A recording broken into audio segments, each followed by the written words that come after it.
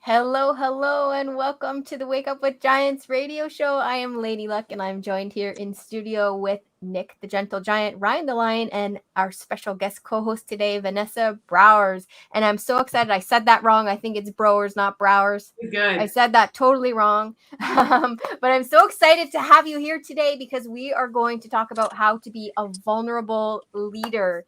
And this is something I need to learn. I'm going to show up today as a student. I'm so excited to talk to you about this topic. Welcome. Thank you. Thanks for trying my name. A lot of people don't even, that was vulnerable and I did it. Well, I just lay it all out there. I don't care. It's all good. Yeah, I no. was gonna say brewer because I just think of beer all the time. Like My husband says all the brewery. time, it's going to change. Now he's Dutch. Now that we live here, he's like, it's either going to be Bruce or Brewers. I'm like, go with the Brewers. We're the brewers. It would be too cliche if we opened a brewery, I guess, but Perfect. So talk to us. happy to be here. I love you guys, and I love what you do. I'm always honored and humbled, and so I'm pumped. I'm ready to go. Well, we're your biggest fans, so You might be my only fan. all three of us. Yeah. I just And wrote a fan mail Hugh. letter today, so yeah. I'm already laughing too hard. Let's go. Let's go. She's not going to make it through. She's done. But Yeah. it's been 4 minutes and she's done. That's right. So I'm curious about this topic. So the idea of a vulnerable leader, what does that mean? Like why that topic? I like the topic because even just the title's a little provocative, and I always have to be. That's for you. That's amazing. That's for Hugh. Thank you. Sorry to throw you off. Keep No, going. that's great. I like it. No, when just the title vulnerable leadership kind of like makes your head turn for a second because you're like, no, leaders aren't vulnerable. And to me, I think that's an old model of leadership. I just think it's outdated, to be honest. It comes from a very robotic, factory-like corporate perspective, and it's just permeated a little bit too long, in my opinion. And so I think it's a little bit inhuman, just in the sense that it doesn't honor the humanity of people. You can't avoid vulnerability, no matter who you are. And I think to understand the term vulnerable leadership, when I say vulnerability, I think the other thing that comes to mind for us when we think vulnerability is somebody spilling their guts about really deep personal stuff. That's one form of vulnerability. The other form of vulnerability that I'm talking about when I talk about vulnerable leadership is the willingness to lean into scary places in relationship, in growth, and in business. That's just as much vulnerability as me coming on and telling you that 5 minutes ago I was going to have a meltdown because my daughter has a sixth sense for when I'm doing an interview and just loses her shit at bedtime. Different kinds of vulnerability. So to me, the vulnerable leader is willing to go into those hard, scary places in service to the people around them. So you go into the scary place to make it safe for other people.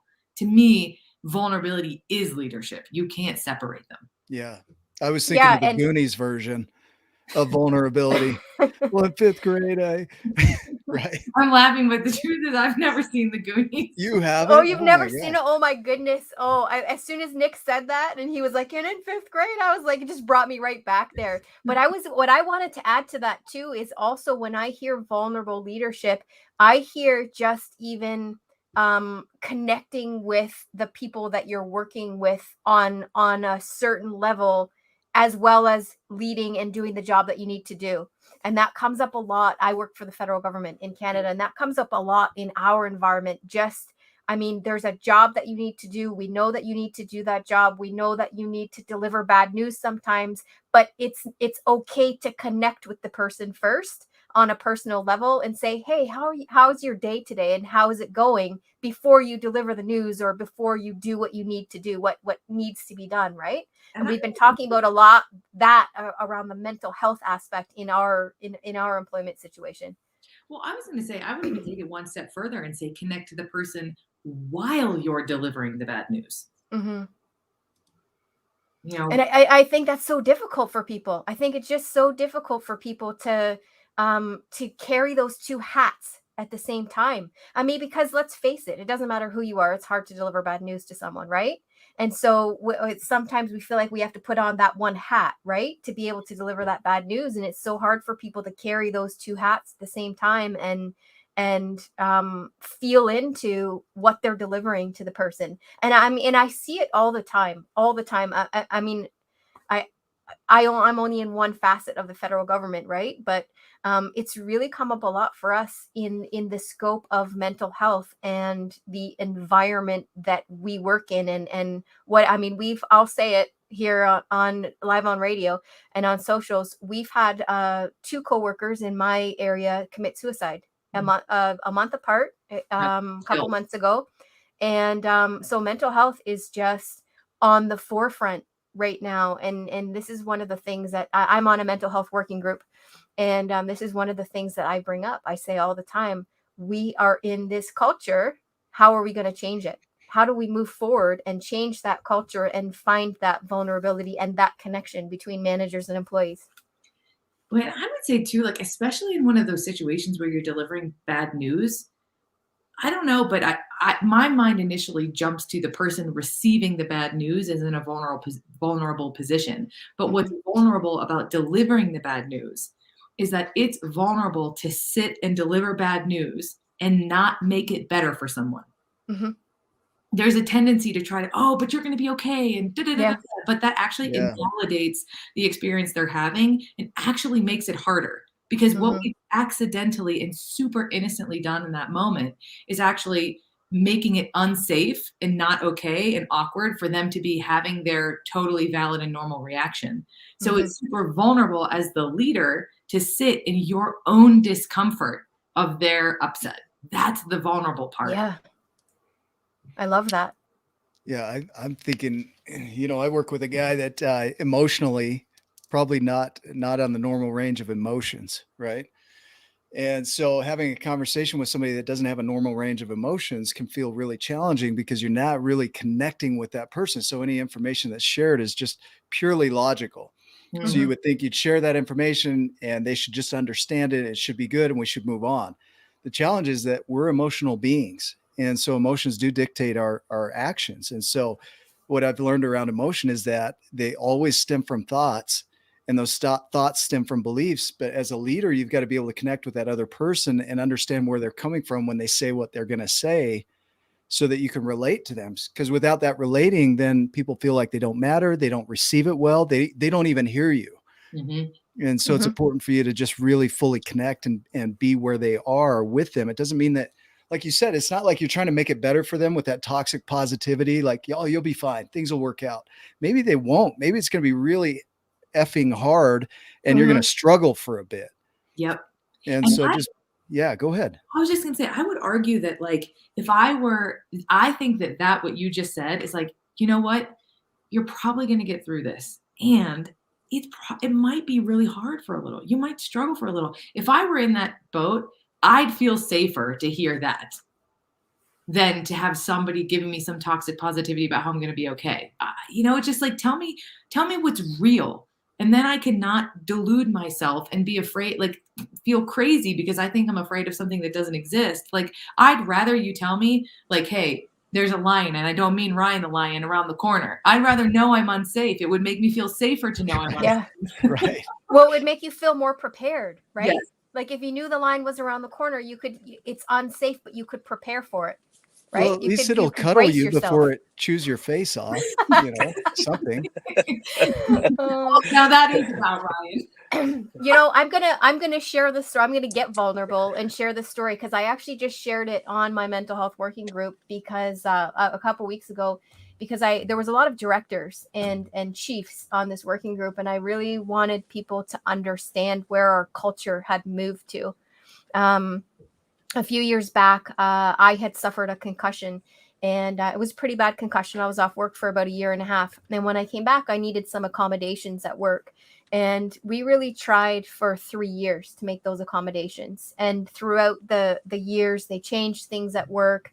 I applied for an accommodation to work from home 3 times, and it was denied 3 times. It was accepted the 4th time, but it was denied 3 times in those 3 years. And the 3rd time it was denied, I walked into this meeting with my union rep and the managers.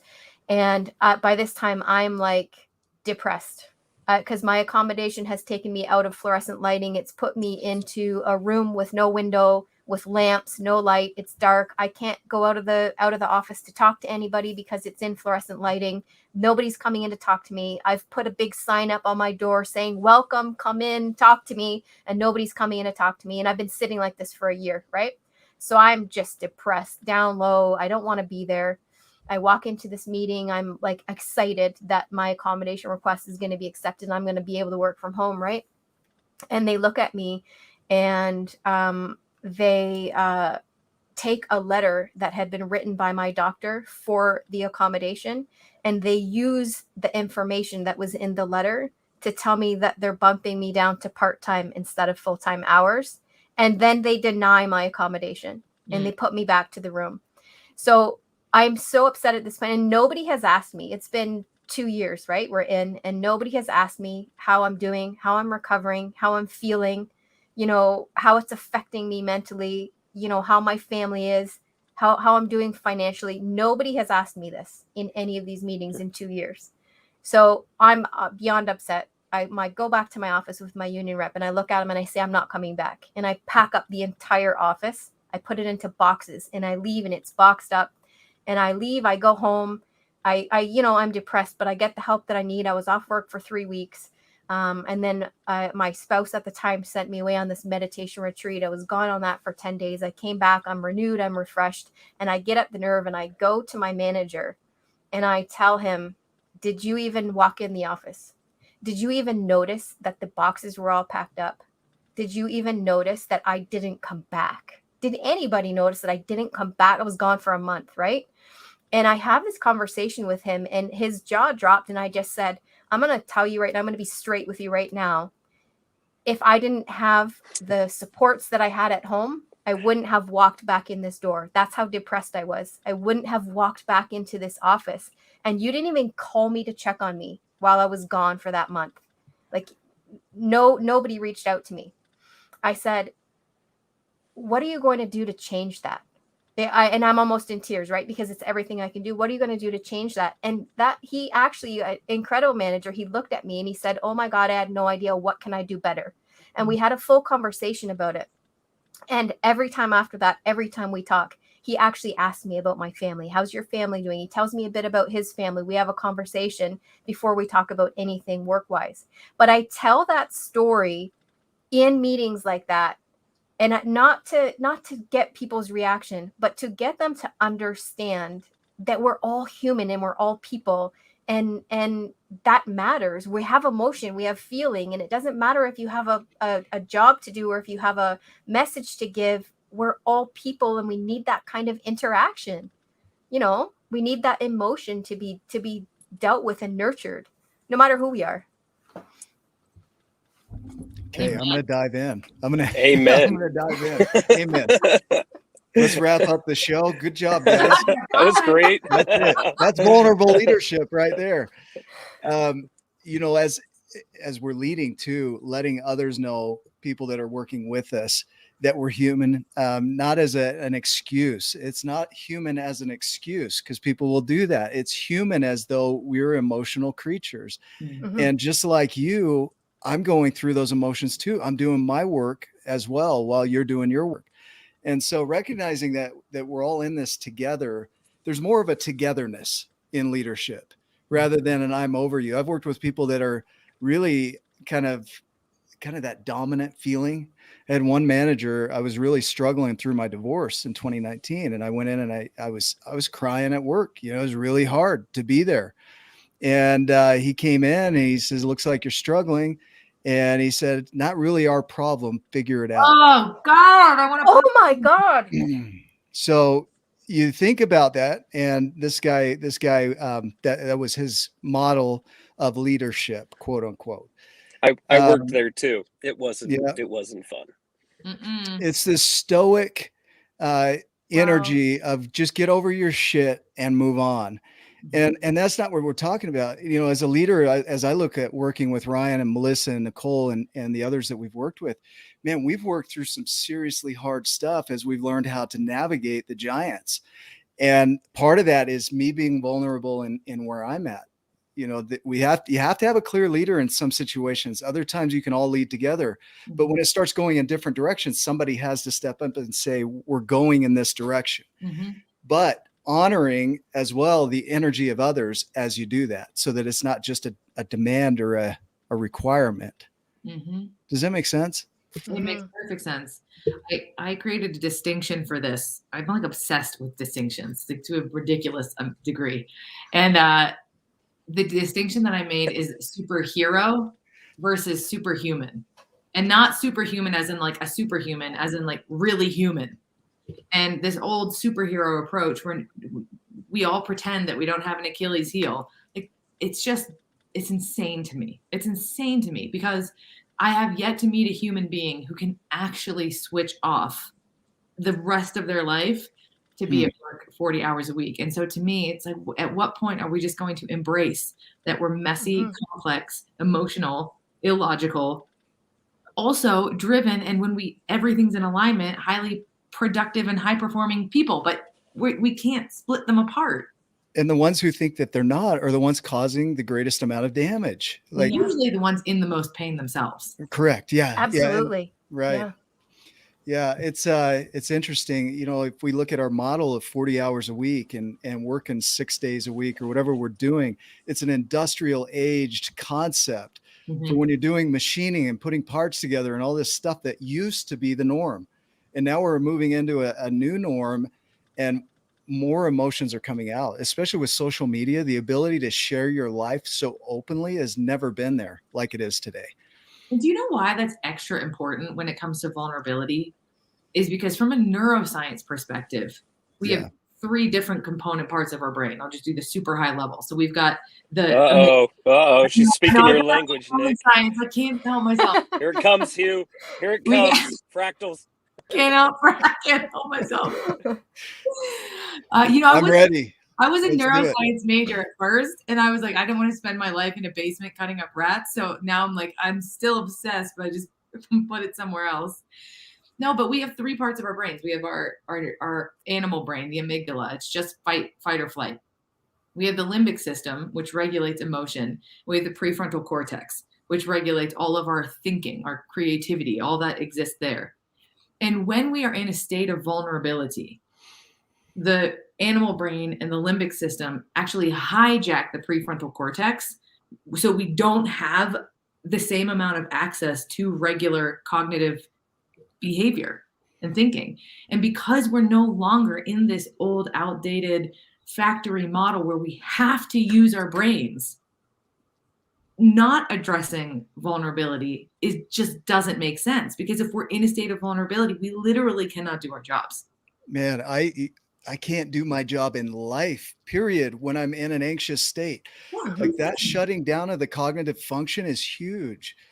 Like trying to be emotionally supportive of somebody else when my reptilian brain takes over, like is damn near impossible. It's like asking my dog to tell me something sweet or make me a sandwich, right? Like your dog can't make sandwiches. No, he can choke on his tail. That's about all he can do at the worst time. Yeah. Usually when we're live on the right. He's got that sixth sense that you talk about. Yeah. We shipped him off to Yuma to be with Hugh.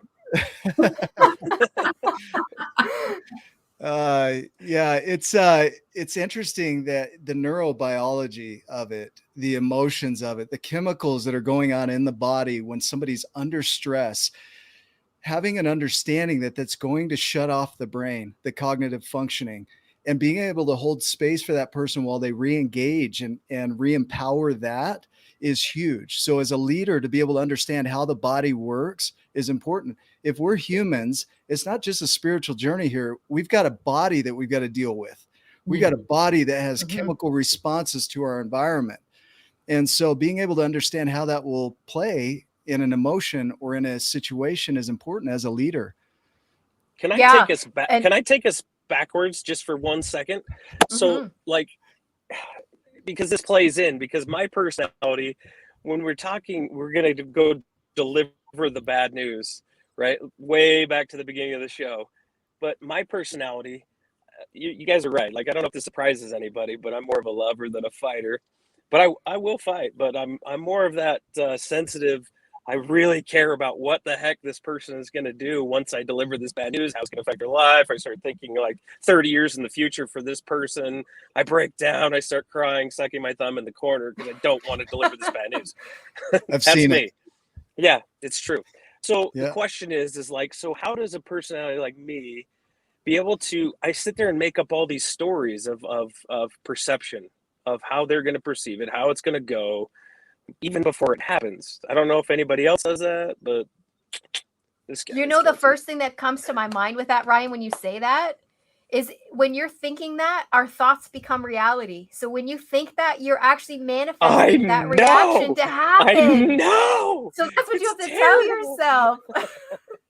You're manifesting that to happen. So I want to take that from a kind of a research side, a scientific side, because what happens is when you have the beliefs, right? The beliefs being the things that you're holding dear, and those tell you which thoughts to pay attention to. Some of those are so automatic that you won't be aware of them until maybe 8 seconds after. I mean, there's a delay between your thoughts and your emotions, and you think your emotion is what triggered everything. And so when you recognize that your beliefs are creating their thoughts that you're holding on to or paying attention to, and then those thoughts are going to trigger the emotions, those emotions are what are going to drive you into action or inaction. And that's going to create your reality. And so if you're getting into the space where your emotions are controlling you, you're not diving deep enough to look at the thoughts that are triggering those emotions, because every thought is tied to an emotion. Every emotion is tied back to a thought. It's not the other way around like we think. Our emotions create our reality based on the thoughts that we're having. Does that make sense? Yeah, absolutely. Mhm. That's Thank you. 7 seconds. Yeah, Yeah. let's pause for Thank 7. you. Just letting our emotions Well, I am. Yeah. while we're thinking about what you said. Well, it's I think working with both, because we have this side of us that we can't really explain, the spiritual side, this conscious side that is behind all of it. Right. And scientifically, they go back to the neurons, and they go back to the photons and protons and all this stuff. And then they get stuck at consciousness, and they can't really explain it. So it's present for us. It's this observer that sees everything, but we see all this stuff and then we still do it. Mhm. And we're sitting there just kind of dumbfounded that we know it, we can see it, we can witness it, and then it's still going on. And so learning to work with that as a leader, I mean, me, as if I were to be in a leadership position, to really sit with, I'm just like you. I have the same range of emotions that you do. I have traumas that I deal with. I have difficulties that I deal with. Mhm. I'm learning to manage my thoughts as much as you're learning to manage your thoughts. Mhm. Holding space for that allows us to create understanding. I have fears over here. You have fears over there. Let me see it where you're at. I'd also love for you to see it from where I'm at. And then maybe we can come to an understanding of what we're seeing together. I love the silence after. I know, Very thoughtful. we're just all thinking about that and taking it in. Yeah, I really agree with that. I think that aspect of understanding the neurobiology, the way that our thoughts create our emotions, but kind of going back to Ryan, what you were saying too, I think it's that, and it's that in combination with, I think if I had to explain what vulnerable leadership, just the way I think about it, exists in practice, I could sum it up in one sentence. Now I'm gonna probably ramble, but I'll try to do it in one sentence. It's having important and hard conversations with an active nervous system. Explain that. So when we're in a state of vulnerability, you feel it in your body, right? You feel that your nervous system is active, you tightness in your chest, sinking in your gut, worry in your mind. You might even be choking up in your throat, getting emotional in your eyes. You're afraid. You're in a state of fear. That's what vulnerability feels like. And when we feel like we have to, like what we tend to do is try to get rid of that feeling before we engage in the conversation. But to me, vulnerability is engaging in the conversation while you're in that feeling. Beautiful. I love that. I love that too. Because JP Morgan, he talks about that. He talks about the acceptance and the difference between accommodation and allowance. You know, accommodation meaning you give it room and board, and allowance meaning it has ticket to be there. And acceptance is simply that. Like, I am deeply troubled right now. I have anxiety through the roof, right? And I'm going to engage in this. Versus Ryan, like what you're talking about is we have this conversation in our mind and we play it all out. And then we're like, I shouldn't do that. I shouldn't be doing this. This is wrong. I'm broken. I'm messed up. No, you're human. And that's how humans show up. And you're also stepping through that to engage in that conversation, knowing that that's present, but also showing up. So is that kind of what you're saying? it's Vanessa? exactly what I'm saying. Go ahead, Ryan. That's exactly. That's what I mean. As you all described that, or talked about that, that fits.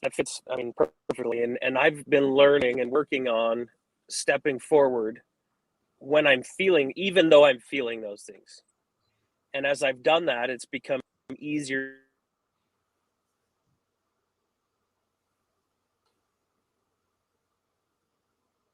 You broke up there a little at the end on my Yeah, my side too. I think we lost the mic, but if I heard you, Ryan, it's that the more you practice it, the easier it gets. And so, and that's true across the board. Are we okay on time, Melissa? Do we need to take a break? Yeah, it's 9. Yeah, we could go to a break at this point. Yeah, this is a good place. Let's do that. Before we go to the break, I will just say quickly that just to touch on what Ryan was saying there, is that I always tell my kids that it's okay to feel the fear. And so we're going to feel the fear. We're going to move into it anyways. And I allow them to count it. I allow them to count to 5 and feel the fear for the count of 5 and then move into it. So you kind of sit with it for a bit and feel it for a bit and then move forward. And I find that helps with them, with the kids when they're moving into something that they're, anxious about there. But I just wanted to say that, but while we were on topic there, but yes, we can move into break, and we're going to take a 2-minute break. We'll stay on socials, and this is where they will add the break for the podcasting. I'd love to see the any comments, any questions in the comments that you guys might have that we can address too moving forward. As I'm thinking of fear, it's acknowledging fear, allowing it to be present, often dissipates fear. It's our resistance to it that creates it persisting. It's almost like the more we accept it, the more it goes away. It's the weirdest thing. Yeah. Or even doing the thing dissipates it too, right? Oftentimes I'll find myself feeling the fear of something and having that, like, the shakes coming up in my body and being like, okay, and I'm procrastinating about it because I'm feeling the fear about it, and I just get up and go, okay, I just got to go do the thing, and I get into it, and the fear it dissipates while I'm in there doing it. And when you're done, it's just, okay, got through that, did it, and it's gone now, rather than sitting there procrastinating and feeling the fear forever, right? Yeah. Vanessa, you were going to say something. Yeah. I was going to say one of my favorite Zen stories is about fear, and it's really short. Can I share it? Yeah. For sure. Nope. Well, we're going on break. So all right, never mind. Yeah. There was a young Zen warrior, and he had to reach this next level of, like, mastery. And they said, well, in order to reach this level, you have to do battle with fear.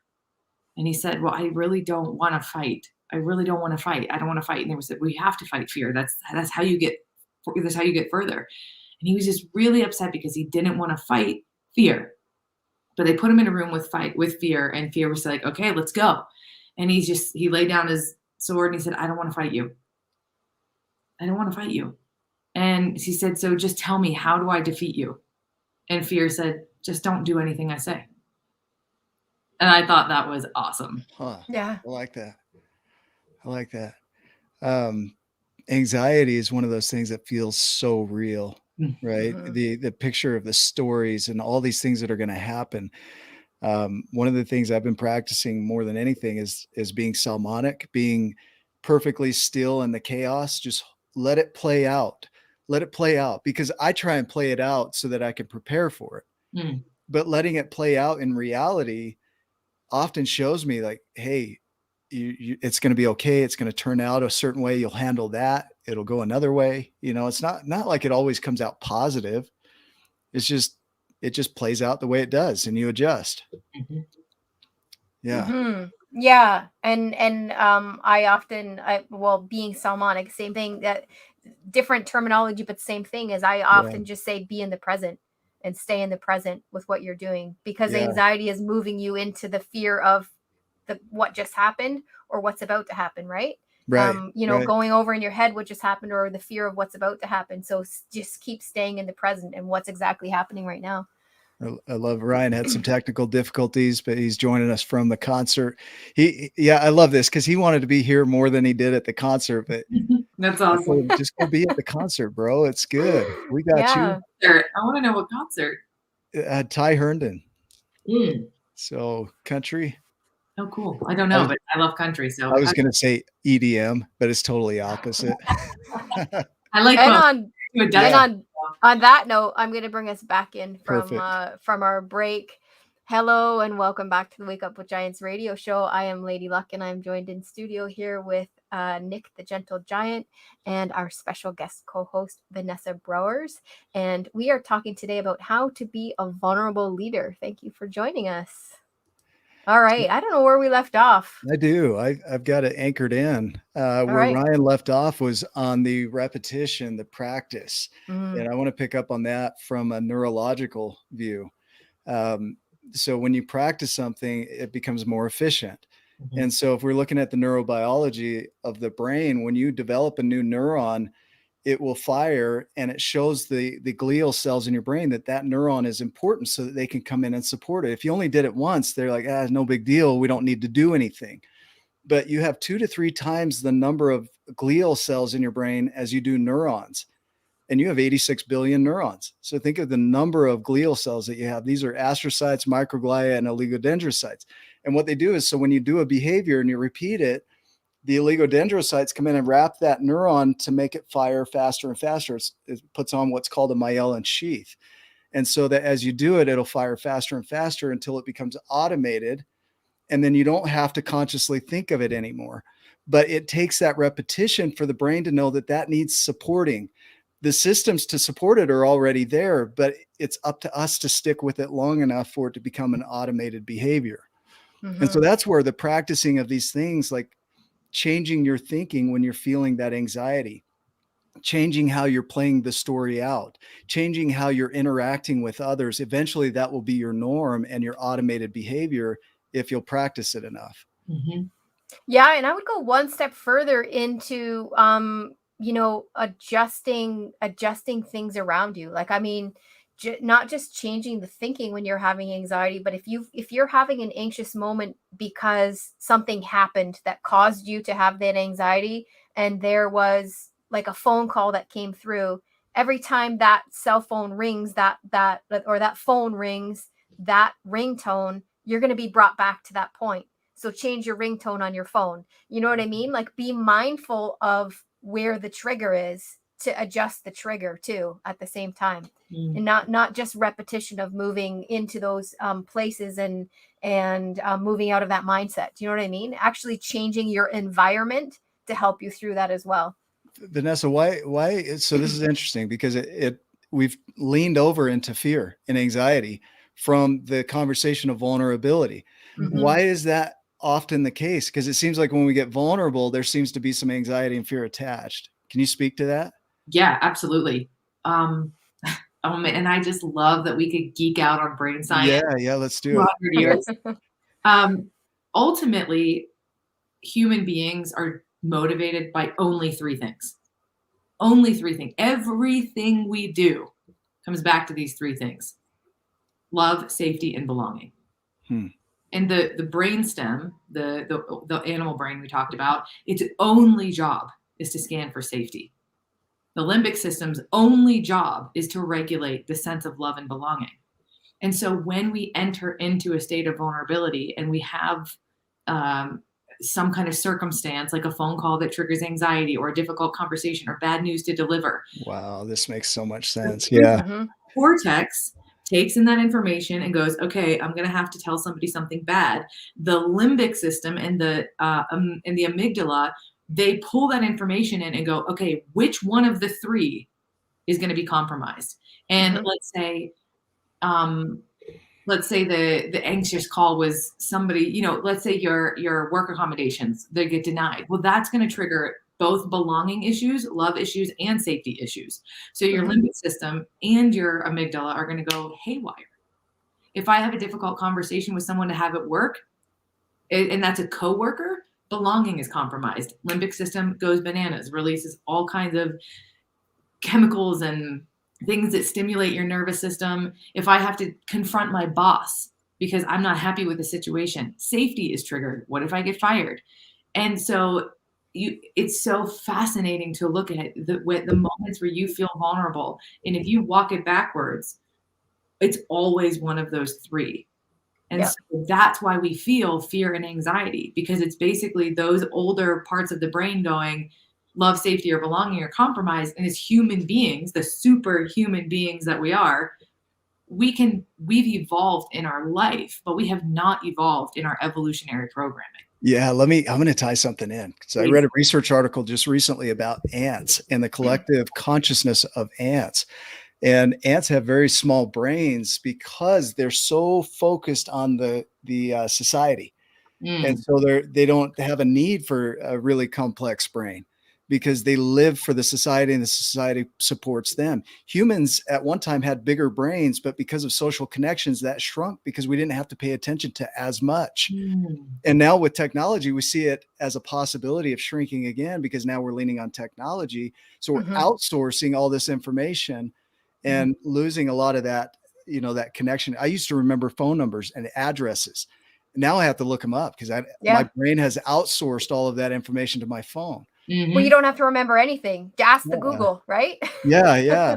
But the idea here is that it is designed that way. It has evolved that way, that that sense of belonging is so important to the human, that our brains evolved around social connection, that sense of belonging. That's right. It evolved around safety. It evolved around love, right? And so to say anything outside of that is to deny our humanness. It's not that humanness is a weakness. It's just we've evolved in such a way that we're one of the most magnificent machines that was ever created. And to honor that, right? Part of that is anxiety. Part of that is depression. Part of that is anger. Part of that is happiness. That's what this machine creates. So, well, I love that you even said our humanness doesn't make us weak, because the fact that you had to qualify that just goes to show how kind of deranged we are when we think about human beings. Because to me, when it's evolved to, I've been practicing vulnerable leadership for a long time. Actually, JP was one of my biggest mentors in this area. I can tell you a story, holy cow, about some exercises we did. Tell me, you will train your nervous system. Okay. But I get it wrong more than I get it right, just to qualify that. But what you start to learn is that in those moments of vulnerability where you want to lean out and fix it or avoid it or get rid of it, if instead you lean in and you realize that, like, oh, those moments that I lean into instead of leaning out of, I end up coming out feeling cleaner, like with my integrity, and more powerful, because all of a sudden I've sourced my own power from inside versus cleaning up external circumstances. So to me, vulnerability has started talking about rewiring to be, hey, this is a direct line to more power. Can we create a distinction here between vulnerability and pleasing? Huge. Yeah, there's not even yeah, for sure. There'd be a huge gap there, right? Like pleasing would be, I want to make sure that you're accommodated and that you feel good, and I want to say all the right things. versus what you talked about earlier is acknowledging and holding space for your difficult emotions. What you're going through is a struggle. What you're going through is a challenge. Vulnerability would be holding that space that, That's right. wow, this could be really hard, versus saying, you'll be all right. Things will be okay. Get over it. Man up. Do your thing. Right. Yeah. I look backwards because I have a whole list of distinctions around vulnerability versus not vulnerability. And the one that I wrote on the other side of people pleasing was relationship building. Yeah. And Okay. I think that people pleasing doesn't really, you think it builds relationships. You think it preserves relationships, but it actually erodes relationships because we have high bullshit meters for inauthenticity of people. High bullshit. Well, and we end up in relationships not as ourselves, right? As a people pleaser. I mean, I'm my divorce is a product of that. I was being someone I needed to be in that marriage, right? And it eventually broke down after 10 years, right? So in any kind of relationship, we end up if we're people pleasing, we're being someone we're not. It has to break down at some point. Nobody can survive like that for that long. The lie of people pleasing is that it creates love and belonging. It doesn't. It creates validation and attention. Yeah. And they're not the same. This comment here, we fulfill our purpose without being ourselves. We can't fulfill it. Well, we're not being anything else but ourselves anyway. So it's like, it's one of those things that you're being you, even if that's mirroring somebody else, you're you mirroring that person. It's the only way it can be. Mm-hmm. And so honoring who we are, our uniqueness, that's a big thing. So in leadership is to recognize the differences between us, that you're going to have one way of being, I'm going to have a way of being, to come together with those differences in way of being and allow space for them to be present, and then come to agreement within that. You continue being you, I'll continue being me. We're going to come together in an agreement that says we're going to move in this direction on this thing, whatever that is. Yeah.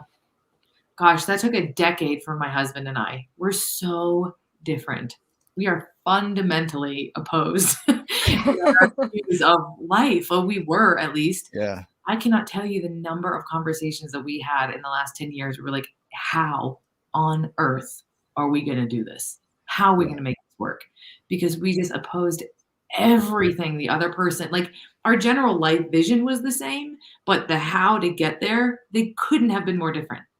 And so we had to go into so many of those conversations, just like you're talking about, where we had to really sit with the other person as the way they are. And I mean, I'll tell you what, it took a long time and it was hard fought, but we are pretty good now at acknowledging each other's strengths and knowing when to call on the other person's strengths and when not to. But it takes going into exactly that kind of conversation. Yeah. And I was just going to say, I love that you brought that up, because I read something recently about even like altercations. I don't want to call them fights, but altercations in a relationship, and how people that say, oh, we never fight, where everything's perfect, we never fight, are, full of it, and they probably don't have a fulfilling relationship, because if they're not fighting, they're not actually dealing with the issues that are in between them. And I can recall myself saying to people in a relationship, I don't want to fight about it. I just don't want to fight about it. But that was not actually being in the moment and dealing with the situation that was there. And so I love that you brought that up, because we all have to step into that, whether it doesn't matter what the relationship is, whether it's a romantic relationship, whether it's an employee-employer relationship. You need to step into that and deal with it, and not avoid and step away and say, oh, I just don't want to fight about it. Part of emotional intelligence is being able to hold space for different views. Mm-hmm. So, and that's a practice. It is. I don't think my parents knew how to be emotionally intelligent. Well, my dad had passed away, but my mom, she really struggled. And so to be able to teach that to your kids when you don't fully understand it, how do you teach it when you don't fully know it for yourself? And so emotional intelligence is one of those things you can grow through and develop, but it's really being able to hold space for differences. I look at the polarization right now between views, like there's no space for differences. And there's this idea of, I'm going to cancel you because you see it different from me. And Steve Hardison, he talks about two truths can exist simultaneously at once and be different.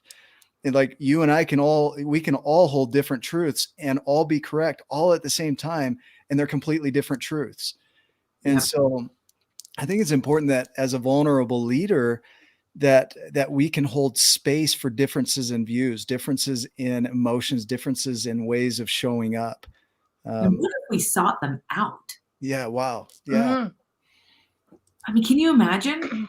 Hey, tell me what's not working. Tell me 3 different ways I upset you in the last month, and I want to hear them. Yeah. Can you Yeah. imagine? And then holding the space for someone to first have the capacity to create the trust and space for someone to be able to share that with you. And then when they tell you to not react, like that is Mhm. vulnerable. Like your nervous system is going to be going haywire. Like Right. crazy, yeah. I find that the concept of a mirror always helps me in a conversation like that. When someone is saying something to me, I think of it as or when I am saying something to somebody else, when I'm criticizing someone else, I think of it as a mirror. So if I'm criticizing someone, it's something inside of me, right? Likely I'm actually experiencing that inside of me if I'm criticizing that or seeing that in someone else. And going back to that thing about weakness, about anxiety being weakness and finding the strength in it, I actually had someone say to me when I was experiencing extreme panic, he said, "Are you always going to be weak like this?" And of course that shot my anxiety right up, but he actually said, "Are you always going to be weak like this?" And I sat back and thought about it for a while. I didn't respond right away. I obviously it amped up the anxiety, but I thought about it, and I thought about the mirror. I went back to that concept of the mirror, and I recalled that that person had experienced anxiety in the past in front of me. And I went back to him and I said, anxiety is a place where I find that I need to grow. And I found a lot of strength inside of it. And I found my strength inside of the growth that I've made, and then the growth that I've had through anxiety. I ask you to look in the mirror and look at yourself and ask why you think you're weak when you experience anxiety. And that opened a conversation for us. Completely opened a conversation for us. So That's both ways, really looking in the mirror. That's what vulnerability does. The lie vulnerability tells is it's going to break connection. But when we actually lean into it, it creates it. Like it opened a conversation that had you avoided that and just allowed yourself to go on and be like, what a jerk and blah, blah, blah. But instead coming back, I mean, that's beautiful. That's leadership. I want to tie that, like put a spin on that a little bit. Okay. So when you're talking about a mirror, imagine the mirror changes what is reflected depending on the beliefs that are behind it. So if you hold a belief system and you feel like you're seeing something in somebody else, what you're seeing in somebody else is going to be based completely on what you believe about you. Yeah. And so what is reflected in them, we have mirror neurons, and those mirror neurons pay attention to what we see in the environment. So when we see somebody doing something that aligns with what we hold as valuable, then our mirror neurons will fire that in our brain and we'll copy that only because we decided that was valuable. Otherwise, we totally miss it. We wouldn't even see it. And so if your mirror is based on your beliefs, then really the place that we can do some big, deep work is looking at our belief systems. We call them limiting beliefs. They're just beliefs. That's all they are. They're things you hold dear. They could be limiting. They could be useful. They could be unuseful. They're just beliefs. And so when you get into that, you're shifting what you pay attention to in your world. They're thoughts that you're grabbing out of the ethos, right? The emotions, the affect.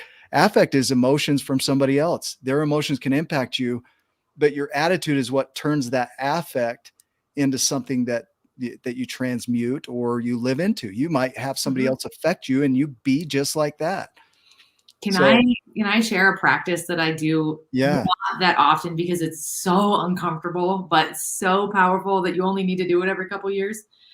And it kind of goes into exactly what you're both talking about, but just in a relational practice. Yeah, I love it. Do it. So it's a judgment exercise where, let's say it's the 3 of us, okay, and we would be sitting just like we are, and I would say something like, Nick, I have a judgment. Can I share it? And you would say, yes, please.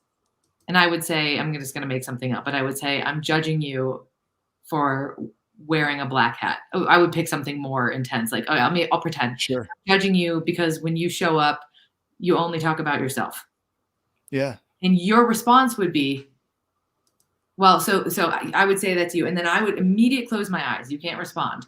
I would close my eyes, and I would look inside myself for a time where I only talk about myself. And until I truly see it, I can't open my eyes. The minute I see it, the judgment goes away, and I open my eyes and I say, just like me. Say, thank you for sharing. That's it. There's no discussion at this point. And so what it does is it teaches you to see your own judgment in somebody else, and being on the receiving end challenges you to sit in the vulnerability of being judged and then not do anything with it and just accept that the other person is judging you. And the third round then is that we would all do this. We would do it until there are no more judgments that exist between the three of us. I mean, it could take 2 hours. And then the last round is that you each get to go back around and own the judgments that the other person made of you. So you would maybe say, you know what? It's true. Like, it's something I've been working on forever. And I don't know why I only talk about myself, and I really do it. And it's upsetting that you notice that. And it adds another layer of vulnerability, which is not only to be judged by somebody else, but for that judgment to be accurate. And so it's a pretty intense practice to just sit in the vulnerability of judgment and the vulnerability of imperfection. Because what you find at the end is you get so much connection, so much respect, and so much freedom from actually being witnessed in your imperfection. Yeah, man. Even the word vulnerable, I was looking it up before the show, means to be wounded, to be vulnerable. It comes from like Valhalla, right? To be wounded to the point that you're on the other side, in a sense. But it's to be wounded. And then what you're describing in these three practices is essentially that I see something in you that shows me the wounds in me. And then owning that, right? It's not enough to just recognize it's there. It's like, yeah, you know what? I do that. I talk about myself a lot. Yeah. And after you've done this practice a handful of times, to Natalie's comment, you don't care about people's judgment anymore. Yeah. You don't. And you don't judge people anymore. Like, if I catch myself judging people, and then it's gone. I'm like, and I give a little ho'oponopono and it's gone. But like, once you understand on an embodied level how to, quote, survive that kind of vulnerability, judgment just becomes irrelevant. Man, I love that. I love that. I think of the body, you know, like we're learning in vulnerability to work with this spiritual side of ourselves where we have conversation and connection and love and belonging. And then we have physiological reactions to our environment, logical laws. I don't know. I'm losing the word completely now. Physiological something. I lost it, but that's perfect. That's my humanness. But it's designed, you know, you have these chemical responses that you're working with too. And you're having these, you know, neurological changes that you're working with, and just being able to balance the two is recognize that, hey, we're, like you said earlier, perfectly human, and we're more. We're beyond that. That's it. You guys keep going silent after it throws me off. Oh, we're just taking it all in. I was actually looking at the time because we have to wrap up here soon. So I'm wondering if you have any, you know, final thoughts, strategies, tips for all of our listeners. Vanessa. Yeah, absolutely. I'll give you two. The first is what I call out the weird. Because when you have that some kind of weird thing with another person, you can both feel it, and you both pretend like you don't feel it, but you know the other person's pretending not to feel it. It gets weird, right? And so it's such a fun, and I actually say, I got to call some weird stuff. I got to call some weirdness out. And I just say it. Or if I'm in a conversation with somebody about money, I'm like, can we just talk about the fact that it's weird to talk about money? And all of a sudden, the weirdness, oh, it is so weird. Thank you for saying that. It instantly creates safety. So vulnerability goes away. So that's one of my favorite tools. And the second is what I call the tapestry. So the tapestry tool, you know how if you look at a tapestry, the front is beautiful, but the back is a mess. Mm-hmm. We live in a world that we all pretend we're only the front of the tapestry. And to me, there's so much inspiration in revealing the back of your tapestry to other people. And that requires vulnerability, but it creates so much connection and so much safety and so much inspiration. And so I just like to think about that in moments and just reflect on, oh, maybe I was a little too front of the tapestry in that conversation. And it allows you also to see where other people are hiding the back of theirs, which gives you so much more compassion to let people be people. I don't know if we have enough time for this, but I'm going to try it. But the cleaning up when there's a misunderstanding, you know, like when you're communicating with somebody, you're coming from that vulnerable space, but they hear it from their listening, whatever that is. Mm-hmm. Right. And it's not what you were communicating. It was something different. And so there's some cleaning up that can be done around that, some phrase around the edges. And so being able to dive into that difficult conversation to clean it up. And we probably can't go too deep on this, but to make sure that when you're sharing something with somebody else, that they're hearing it the way that you're sharing it versus the way that they hear it, if that makes sense. Because we all have a way of listening. Mm-hmm. And so do you have some thoughts real quick around that? Yeah, I think you could loop that back into calling out the weird a little bit, you know, Yeah, because you're trying to communicate something. They're clearly hearing it through a different filter. It still feels weird. And I think I even said this to my husband the other day. We were just escalating really fast. And I said, wait, hold on. You're really not hearing me. We need a pause. We need a break. And he just tried to keep going. I said, no, we have to stop. You're not hearing me. We're actually not, the things I'm saying you're hearing really differently, and we need to stop. And so I think in that, like, it's calling out the weird, but it's also sometimes you literally just need to stop the conversation, take a break, because when your nervous system comes back, your prefrontal cortex can come back online and you can actually send and receive information more cleanly. So this question right here, how do you do that? How do you set somebody up? We're going to do this so efficiently in the next 4 minutes here. But really, to set somebody up is to ask for feedback. What are you hearing? Mm-hmm. Are you hearing me? Are you present? Can we have a conversation? Are you here? What did you hear me say? Things like that really anchor in and confirm that what's being said and what's being received are the same things. And then you do that back and forth and you come to an agreement that way. But holding space, not a mean way. Like, are you even here? Are you even listening? Like, not like that. Right. You know, and I would say the one flip side, super fast and efficient as well, that I would add to that is one of the ways we set people up for listening is to listen. And so to invite them to go first when there's a thing that has occurred, which is so hard for the ego, but hot spiritual fire. And then when they come back, you say the 3 magic words that will have anyone listen to you. That makes sense. Wow. And it's I love that. Oh, you get me. And then okay, now what did you want to say to me? You know, Yes. Isn't it? Yeah, man, I could just keep going, Vanessa. Like, there's savoring in things like that. We say words like and ah, and it's like it hits you at such a deep level that there's a savoring of that. Like, somebody says that to you, that makes so much sense. And you say, like, that hit home, right?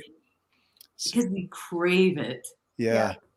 I literally just said in a conversation yesterday to someone, you know what? It just occurred to me that I think I completely understood you wrong. And you may have been saying this and not what I originally thought you said. And I'm really trying hard to understand you. And I feel like I'm screwing up. Vulnerable. And that right there brought them right back. And I don't think I've ever said that to anyone before, but I literally just was like, that's how I'm feeling. And I'm just going to say it. I just pictured Vanessa just smashing the vulnerable button. That's vulnerable. Smash. Vulnerable. Smash. I want one. I know. I just had that thought too. I'm like, okay, that's what we have to get Vanessa is a button. Yeah. Vulnerable. Please.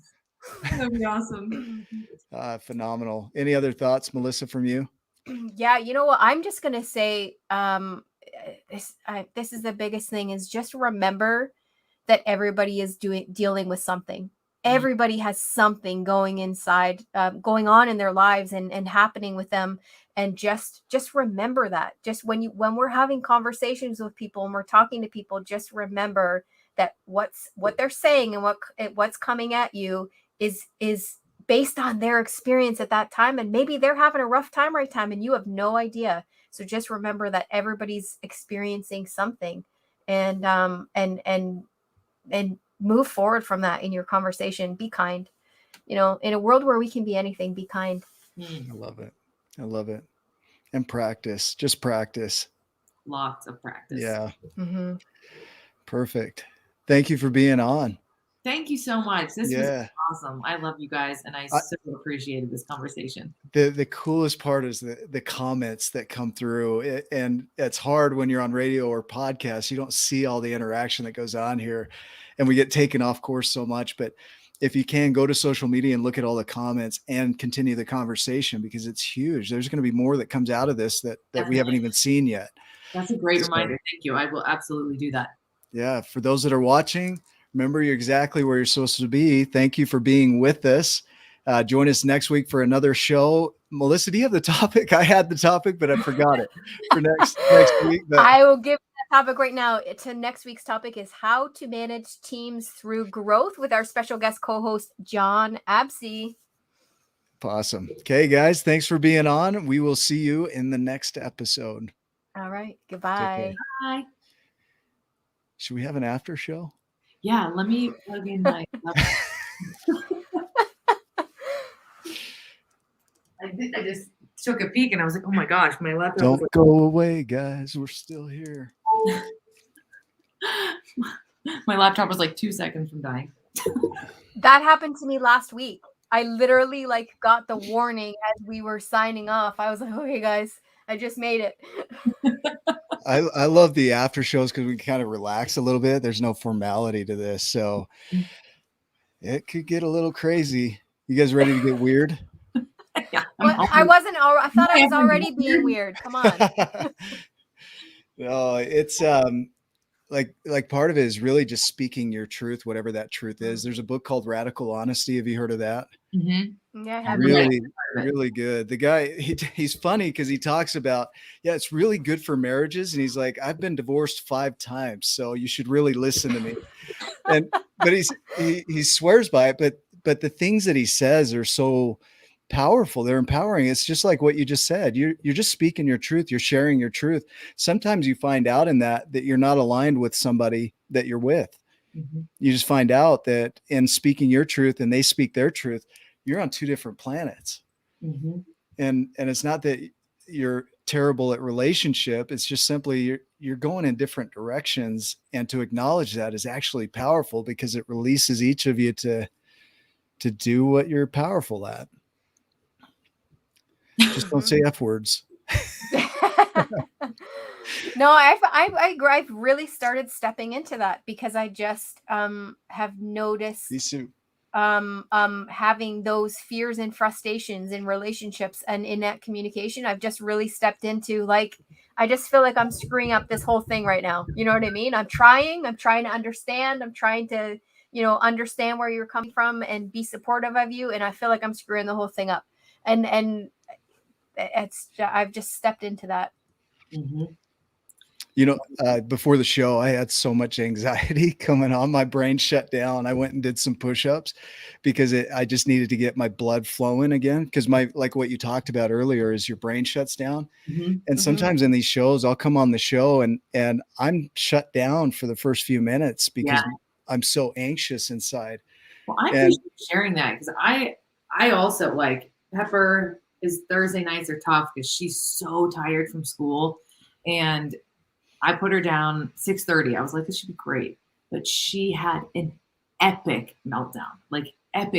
And she was still going 10 minutes before the show. And that creates so much anxiety in my body as a mother. Mm-hmm. And in all honesty, I was pissed off too. I was like, oh my God, shut up. And that was not loving motherhood there. And I didn't say I got so frustrated. I wanted to go, don't you know I'm gonna be on the show? I mean, I know we don't show that part of us. It's no, I want to effing swear at you so bad. No, I totally Yeah. get that. I've literally like it's usually my 10-year-old, not my 13-year-old. It's usually my 10-year-old, and I'm like, if you're not ready for bed in 5 minutes, you're no tuck-ins. You're on your own because I'm on this call in 5 minutes or I'm on this show, right? Yeah. And yeah, it's not loving. It's very stressful and Mhm. anxious. And it's true when that happens. Like I think it was Natalie who was just saying, maybe it was Nicole. It flashed really quickly. Your kids feel your anxiety, and then they get more anxious, and that Yeah. the number of times I have completely broken down just because of that anxiety feedback loop. Oh, I used to break down during the show because every time my dog would come up and sit literally right next to me, you can hear him from the microphone, and he'd chase his tail and he'd choke on his tail, almost like in Coco, you know, the movie Coco, Yeah, where the dog's chewing on his foot and he's gagging. Like that's my dog right here every time. And I'm trying to focus. We're having a deep conversation and my dog is choking you're on his kicking tail. your dog under the table. I'm kicking him and people see me looking down and I'm like, get out of here. Like, Stop it. stop it. Oh, I love that Natalie just said Mama needs a timeout. And Yeah. I have literally said that to my children. I have gotten so worked up and literally looked at them and said, I don't want to be like this with you right now. I need a timeout. And I have walked away to my bedroom and taken a timeout. Literally. That is amazing. Like that's amazing. It's so much self-awareness. And that's also teaching your kids, like, hey, when I feel that way, I take a time out. I think that's great. Yeah. No, my dog didn't pee on me. He has before. I love it. Yeah. So what are you up to, Vanessa? What can we promote for you? I love your book, you know. Thank you. Let me show this for everybody on here. Look at that awesome story. This is you. This is you raw. It is. This is you in all your language and glory. It is me. Just telling it like you are, right? That is me, the meest me you'll ever meet. You know, that's the thing. I am the most passionate about this right now. That's the thing that I am just the most lit up about, because it is me totally unfiltered. And I really do believe that I think part of my purpose for being on this planet is to give permission to people to feel what they feel, but also understand how to get out of it. And that's what this book is. I mean, it's just, yeah, that's what it is. And to me, I think the book is, you know, if you read the book, you'll get what I mean by vulnerable leadership, I think, totally. Well, so when we started this whole thing, it was me getting on and doing live videos about what I was working through. And it was the best part of my life, really, to be able to get out here and just share, this is where I'm at. And it's messy and it's dark and it's hard, but it is what it is. I've been trying to get back into that more, just because it's so easy to get caught up. For me, it's easy to get caught up in ego of what do others think of me? Am I going to fit in, that belonging? And then I don't do my work. And there's a different energy there. Yep. Yeah, it's totally different.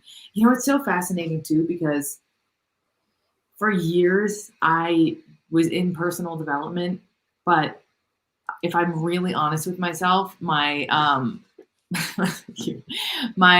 my personal development, I had like learned all these tools, and then I gave them to my ego to fulfill its mission. It was like, oh, great. Now I had this really amped up spiritual ego, which my kids shattered in a second, you know, and it was just, I don't know. I think there's something really magical and beautiful that I love about taking people and being with people and going to those really hard places, like really going all the way there. I don't know. It's, I guess to me, I think is what we're really here for. Yeah. Yeah. I'm grateful there are other people. Otherwise there would be nothing reflecting back at me for me to work on. Yeah. Because everything that I'm seeing in others, it's really having me step back lately, especially with what are the thoughts that I'm having behind all this? Because if I'm having discomfort and I'm having that consistently with different people, then it's not about them. So I'm grateful. Without them, I wouldn't have any, I'd be thinking I was okay. Right. Yeah. Yeah. Wouldn't you be wrong? Yeah, No, wouldn't I be wrong? I agree. I'm in the same place, stepping back and, when a judgment comes up, stepping back and going, okay, why am I judging that? Where is that inside of me? And really working through all of that. But, something that you said a couple minutes ago, Vanessa, just kind of twigged to me, that vulnerable leadership doesn't have to necessarily be in a a managerial or a work role. I actually practice that vulnerable leadership as a parent to my children. And I mean, they see my vulnerability all the time, and on purpose I show them that I am human. I'm not super mom, I'm not superhuman, I am human. I can concentrate on one thing at a time. I'll get it all done, but I can't juggle all the balls in the air at the same time, and I screw up too, and I get upset too, and I get angry too, but this is how we deal with it. And I take my timeouts, or I do my meditation, or I come back and apologize and tell you I love you. And they learn from that. They learn how to be that way and how to get past those things by seeing. Yeah, I think the only kind of leadership in parenting is vulnerable. Mm-hmm. Yeah, that's beautiful. Yeah. Any other thoughts, guys? Do you want any comments, or do you feel complete? Yeah, I feel complete. That was good. Neat. That was great. Yeah. Awesome. I mean, I feel like we could do a round 2, 3, 4, 5, 6. We will. We'll have you back on the show. Yeah. So, Yeah. man, this is my favorite part right here. The comments. Like, I love the engagement that we have in this group. Amazing. Mm-hmm. And so just you guys that are watching, thank you. You keep the energy going. I love it. Kids are a-holes sometimes. Except that'll get me kicked out of a school. No more school visits for Nick. Right. You gotta be careful. Yeah, I'll dive into the comments tomorrow. I'm really excited for that. It's great. Yeah, Thanks for doing it. Thanks for having me on. I love your show. I love you guys. You're just you too. Human beings. Thank you. You too. Well, thank you, Vanessa. Hey, everybody. Contract, Ryan. See you guys. Make it a great evening. We'll see you on the next show. Bye. Bye.